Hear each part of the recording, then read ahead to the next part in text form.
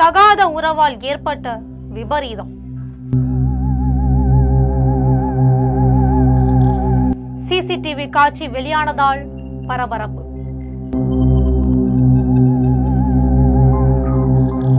ஊழியரை சரமாரியாக குத்தி கொன்றதற்கான பின்னணி என்ன?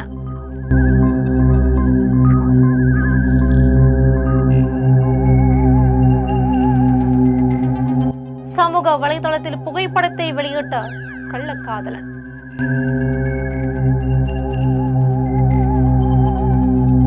என்ன நடந்தது? Welcome to the crime talk நிகழ்ச்சி.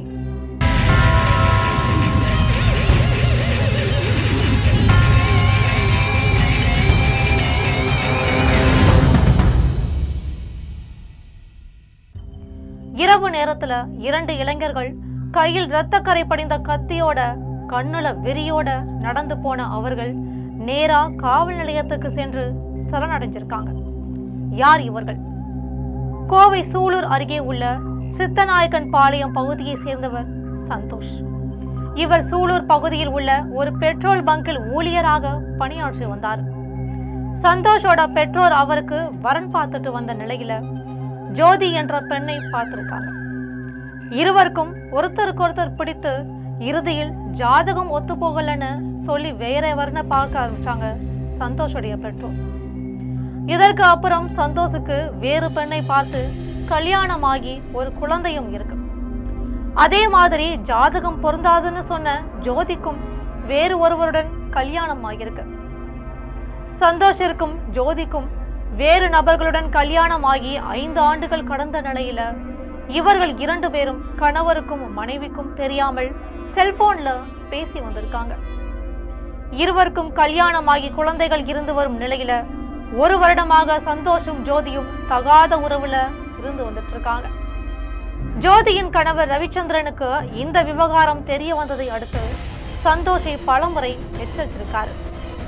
அப்படி இருந்தும் சந்தோஷ் உறவை தொடர்ந்ததால் ஆத்திரமடைந்த ரவிச்சந்திரன் தனது நண்பரான நவீன்குமார் என்பவருடன் சேர்ந்து சந்தோஷை கொலை செய்ய திட்டமிட்டிருக்காங்க.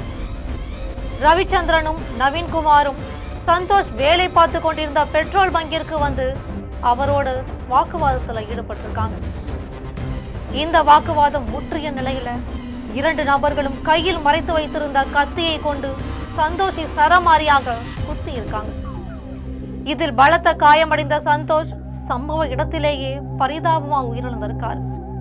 கொலைக்கு பின்னர் இருவரும் தப்பி சென்றிருக்காங்க. இந்த கொடூர சம்பவம் பெட்ரோல் பங்கில் பொருத்தப்பட்டிருந்த சிசிடிவி காட்சிகள்ல தெளிவாவே பதிவாகி இருக்கு. நபர்கள் உள்ளே புகுந்து சந்தோஷை சரமாரியாக குத்தி கொலை செய்யும் அதிர்ச்சியூட்டும் காட்சிகள் தற்போது வெளியாகி பொதுமக்கள் மத்தியிலும் காவல்துறையினர் மத்தியிலும் பெரும் பரபரப்பையை ஏற்படுத்தியிருக்கு. சத்தம் கேட்டு அருகில் இருந்தவர்கள் அளித்த தகவலின் பேரில் சம்பவ இடத்திற்கு விரைந்து சூலூர் காவல்துறையினர் சந்தோஷின் உடலை கைப்பற்றி பிரேத பரிசோதனைக்காக மருத்துவமனைக்கு அனுப்பி வச்சிருக்காங்க. கொலை தொடர்பான வழக்கு பதிவு செய்யப்பட்டு விசாரணை தீவிரப்படுத்தப்பட்டுச்சு. இந்த நிலையில கொலைக்கு உடந்தையாக இருந்த ரவிச்சந்திரன் மற்றும் அவரது நண்பர் நவீன்குமார் ஆகிய இருவரும் சூலூர் காவல் நிலையத்துல சரணடைஞ்சாங்க. சரணடைந்த நபர்களிடம் இருந்து கொலைக்கு பயன்படுத்தப்பட்ட கத்தி உள்ளிட்ட ஆயுதங்கள் மற்றும் அவர்கள் வந்து சென்ற 2 சக்கர வாகனத்தையும் காவல்துறையினர் பறிமுதல் செஞ்சிருக்காங்க. நள்ளிரவுல பெட்ரோல் பங்க் ஊழியர் ஒருவர் கொடூரமாக கொல்லப்பட்ட இந்த சம்பவம் சூலூர் பகுதியில தொடர்ந்து பெரும் பரபரப்பையும் பதற்றத்தையும் ஏற்படுத்தி இருக்கு.